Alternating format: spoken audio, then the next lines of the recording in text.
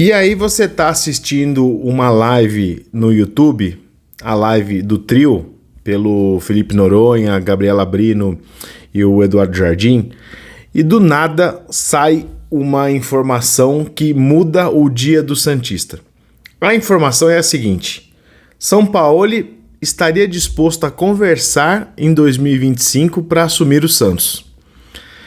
A notícia em si não é uma coisa super impactante e confirmada. Afinal de contas, estar disposto a conversar não muda muito o que a gente está vivendo hoje.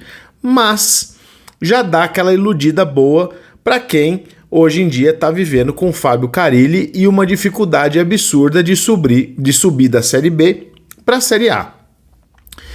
Pensando nessa possibilidade e pensando, claro, que hoje a gente precisaria do Sampaoli assumir o time, eu tracei um plano de como convencer o Sampaoli a assumir o Santos hoje, ou pelo menos na próxima rodada, e daí começar uma virada de patamar que esse time pode ter se quiser pensar em ser relevante nos próximos anos. E para fazer essa proposta, eu vou usar um episódio que aconteceu em 2013.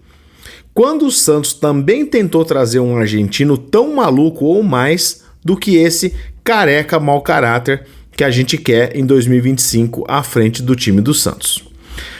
O link da matéria que eu vou me basear para fazer essa ideia, ele está aqui na descrição do vídeo. E para quem não viu o corte da live do trio, eu também coloco o link aqui na descrição. Bom, vamos então pontuar as coisas como elas estão hoje e como a gente quer que elas sejam daqui a pouco. O Santos de hoje merece o Fábio Carille. E o Fábio Carille merece o Santos de hoje. Frase emblemática do Jorge Igor na live que ele fez pós-jogo da Ponte Preta. Eu vou acrescentar uma outra frase em cima dessa. O Santos do futuro precisa do Sampaoli. Assim como o Sampaoli, depois de fazer uma pá de bobagem na carreira dele, precisa do Santos. Isso porque o Santos mudou a carreira do Sampaoli. E ele conseguiu ser burro o suficiente para jogar isso tudo no ralo e largar o time no momento em que ele poderia ter um avanço significativo no trabalho que ele estava fazendo na Vila Belmiro. A informação é a seguinte: Sampaoli não topa assumir o Santos em 2024.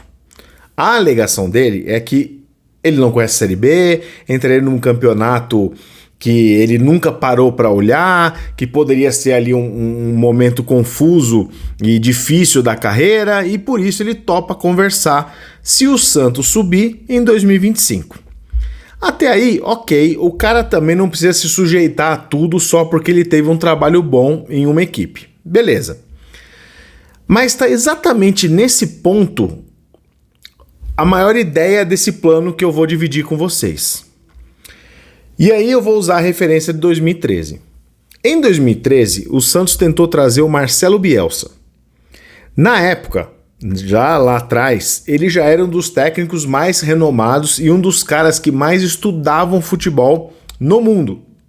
Era um cara que tinha muito fundamento e tinha muita técnica. Era um cara que estudava, que era um aficionado. É um dos mentores do Guardiola. Não preciso falar muito a respeito disso, do que o Guardiola representa hoje para o futebol.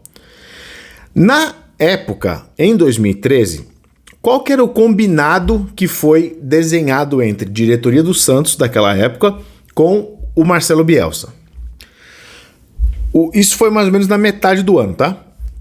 O Bielsa, ele ia focar em estudar o futebol brasileiro, divisões A, B e C, estudar jogadores, estudar comportamento das divisões, estudar times que têm revelações. Ele ia fazer um mapeio completo de como era o futebol brasileiro em 2013, para que em 2014 ele assumisse. E a proposta era: em 2013 eu coloco o meu auxiliar, o meu assistente, tocando o time, E em 2014 eu assumo já com essa bagagem de estudos que eu vou realizar enquanto a temporada acontece em 2013. Onde não deu certo foi exatamente aí.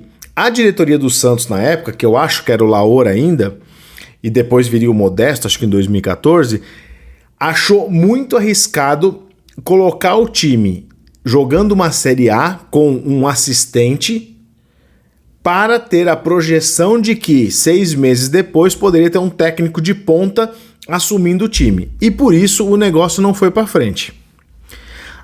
Agora, eu faria exatamente a mesma proposta para o Sampaoli. Eu ligaria para o Sampaoli e falaria, cara, o negócio é o seguinte, a gente topa entregar o futebol na tua mão no ano que vem. Porém, me manda teu auxiliar, me manda teu braço direito. Esse cara vai tocar o time agora na Série B.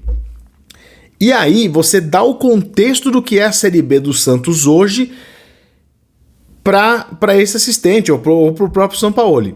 O Santos hoje na Série B, ele tem um time e um material humano muito superior a qualquer outro concorrente que ele tenha dentro da competição.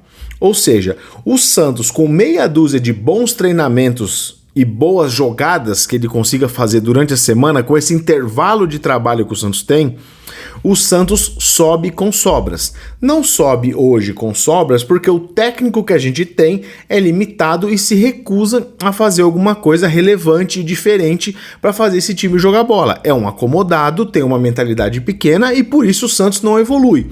Não à toa, ele está na corda bamba e pode cair na próxima rodada. Então, a proposta para esse careca, mau caráter e maluco era a seguinte: em 2024, me dá o seu assistente e esse cara, dentro do dia a dia do clube, vai conseguir não só olhar para o atual elenco, como também ter a obrigação de colocar a base para jogar, porque a base vai ser fundamental no processo que a gente vai construir em 2025, quando o Sampaoli assume o time. E aí você tem duas coisas acontecendo ao mesmo tempo que são importantes. A primeira é, o Santos vai ter um mapeio digno desse elenco, quem pode e quem não pode ficar, quem tem condições de atuar na proposta 2025 e quem não tem, como que a base se encaixa nesse ambiente, e isso tem que estar como pré-requisito do contrato. O Sampaoli precisa usar a base, ponto. Isso não pode abrir mão. Porque senão a gente sabe que o pacote Sampaoli é caro e se ele puder, ele vai contratar um monte de jogadores. Não é a realidade do Santos. Então, na proposta tem que estar muito claro. A base é fundamental como alavanca para 2025. Com essa proposta feita, ao final do ano o Santos subindo, e aí sendo campeão ou não, enfim, entre os 4 primeiros, o Santos sobe. O Santos já tem uma leitura feita completa do seu elenco e do potencial que a base pode oferecer. Em paralelo, o Sampaoli vai estar olhando tudo o que está acontecendo na primeira divisão do futebol brasileiro nesse ano, porque ele vai conseguir entender que o futebol que ele tinha, que ele disputou aqui uns anos atrás, mudou. A gente tem mais SAFs hoje em dia, a gente tem clubes que ganharam uma capacidade de investimento diferente e ele vai conseguir entender onde estão os jogadores, onde estão ali os nichos que o Santos poderia explorar dentro da sua realidade. Eu sei que talvez a parte mais ilusória desse pacote é imaginar que o Sampaoli vai ficar satisfeito, vai se satisfazer em querer ter só uma realidade contida sem grandes investimentos. Mas até aí eu sou a favor dos grandes investimentos. Se tudo que o presidente Marcelo Teixeira fala até hoje, que o Santos está num processo de reconstrução, o Santos quer ser maior, é o Santos grande de novo, investimento tem que ser parte do processo de engrandecimento desse time. Então, o Sampaoli, ao colocar uma lista de investimentos, isso tem que estar claro para todos os envolvidos. Por que o Santos vai investir, quais as posições, por quais valores.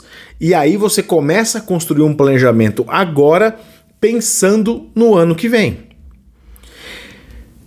Como esse ano você tem uma realidade em que o Santos é superior, você tem pouca chance de ter um problema ou de ser surpreendido negativamente pelo que pode acontecer dentro de campo, diferente do que era em 2013, que você estava jogando a Série A, que a influência de um técnico de fora poderia trazer algum problema. Hoje você não teria esse problema e você teria sim um elenco de jogadores olhando para a comissão técnica atual, que seria comandada pelo assistente do Sampaoli, pensando: o Santos começou a se mover pensando em 2025 para montar um elenco forte para disputar coisas grandes na temporada.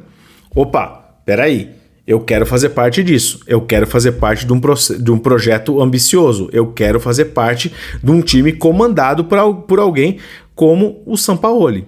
E aí você consegue tirar o melhor dos caras que estão hoje, limpa o que você realmente não precisa e não vai contar para a temporada seguinte, e aí, claro, você deve ter algumas perdas até mesmo da base, e você, com antecipação, começa a trabalhar na montagem desse elenco em 2025. Seria o movimento mais simples e seria o movimento mais antecipado e planejado que o Santos poderia fazer. É uma cartada ambiciosa e é uma cartada de risco, porque você não garante que nenhuma coisa vai acontecer nesse ano e nem um sucesso vai acontecer em 2025. Mas, perante as últimas realidades que o Santos teve nas competições que disputou, em que o Santos brigava para não cair ou tentava ali lampejos de algum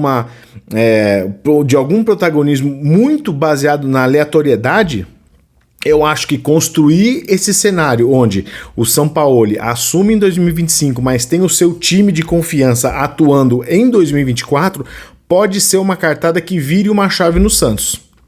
Quais as maiores dificuldades que a gente tem isso? A gente dorme com esse plano e a gente acorda com o Fábio Carille, que está pressionado e começou a fazer 2 treinos no mesmo dia, ou a gente acorda falando que Cuca pode ser o próximo técnico do Santos e a diretoria novamente está pensando pequeno e pensando 5 centímetros à frente do nariz.